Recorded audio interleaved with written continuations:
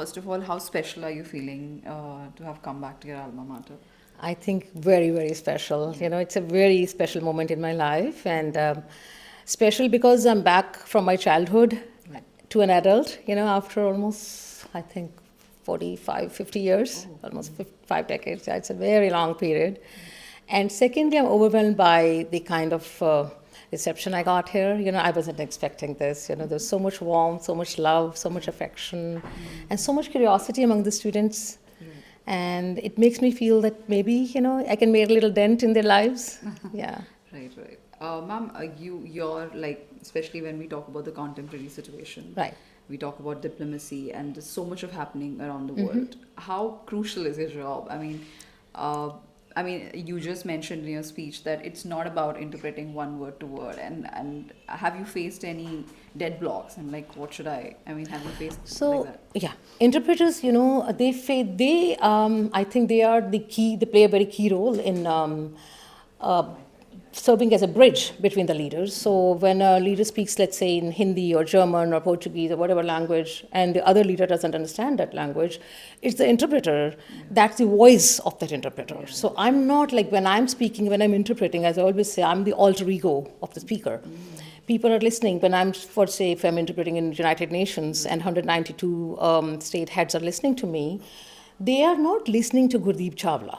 They are listening to Prime Minister Modi, or they are listening to Barack Obama, or they are listening to whoever is interpreting, whoever is speaking.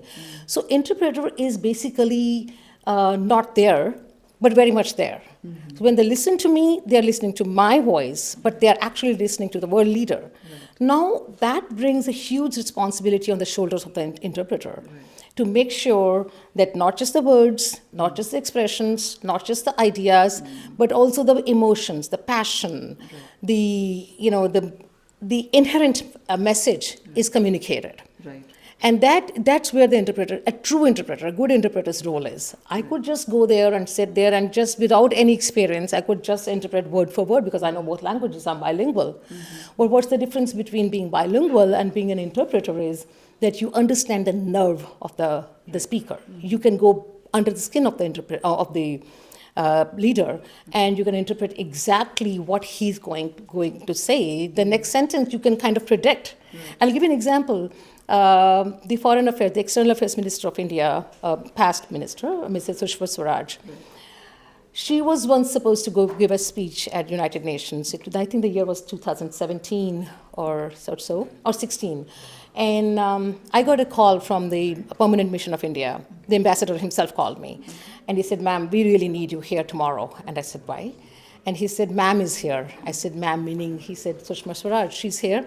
And she specifically asked for you because she has heard your interpretation." And even she used to always see, because I would sit with Barack Obama or, any other president. And she was always on the Indian side, and she would listen to me, and she knew what my work is like. So he said she has particularly requested for you to interpret because she feels that you can bring the right emotion. I said, "I'll be honored." So I took the flight, I went there, and she said, "I want to meet you before you do the interpretation." I said, "Fine." So I went and met her a day before, and she said, "Thank you so much for accepting this." And she said, "It means a lot to me because anybody can interpret for me. I can give them a speech.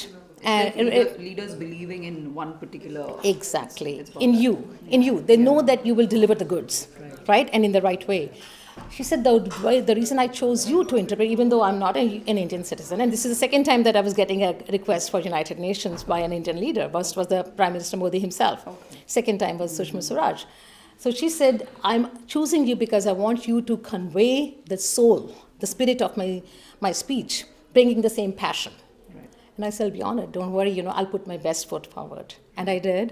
And then she invited me for lunch right after that in the embassy, in the High Commission. And she said, in the Permanent Mission of India's office. And she said, and she introduced me to everybody. And she said, "Meet my interpreter. Ye to meri awaaz hai." And those words ring in my ears till today. That's more than an award. Yeah, exactly. Yeah. No other, words or recognition can surpass that, So I was so humbled that day, and those words still ring in my ears. I'm very, it's unfortunate that she's not there anymore, but her words are there, and it means a lot to me. It's the ultimate trophy for you, Right. Yeah. Ma'am, this is a question for, so many people out there who aspire or probably who like what you're doing, Yes. but they don't know how to go about it. Yes. So that's one question. You said it's not just about the love for language, it goes beyond that. Yes. And also, I want to ask you that what are the preparations that you do before an important assignment? This is all for them who want Right. So my suggestion is, preparation is not for one day. It's not like tomorrow I have to go and speak or interpret at the United Nations and I'm going to go and sit there and I'll be interpreting and everything will go hunky-dory. No. Yeah. Interpreter has to be reading, studying the world politics, the geopolitics, everything, what's happening around the world, all the time. Like I said before, interpreters are walking encyclopedias. You need to know everything. Otherwise, you'll be stuck in the moment. The world leader is saying something and you don't even know the context. Right. How he's saying, about a particular...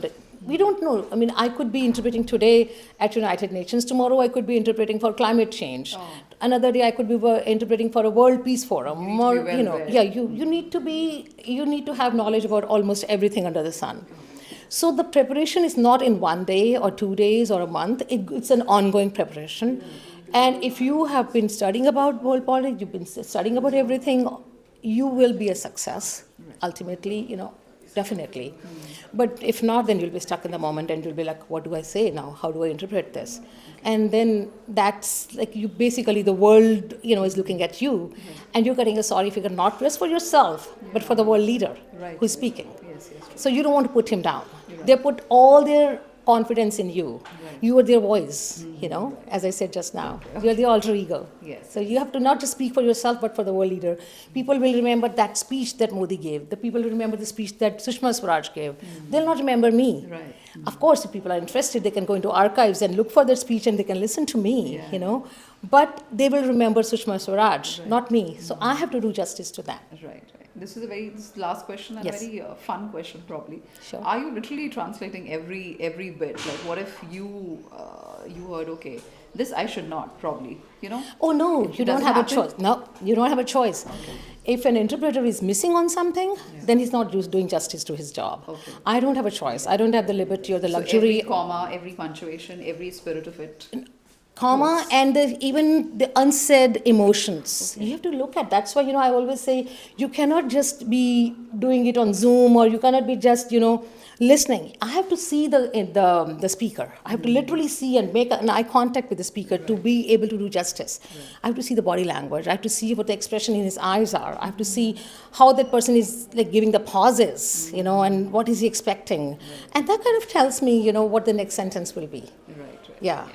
Thank you so much for talking to the Tribune. My pleasure. Yeah. Thank you.